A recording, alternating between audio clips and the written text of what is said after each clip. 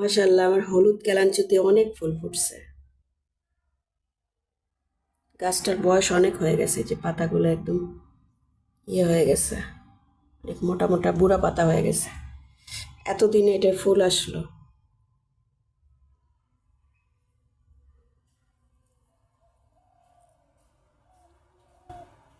আর ফুলের সাইজগুলোও অনেক বড় বড়, খুব সুন্দর লাগতেছে। কেলাঞ্চি আমার আরও আছে, রেড কালার আছে, তাছাড়া ডাবল পেটাল আছে।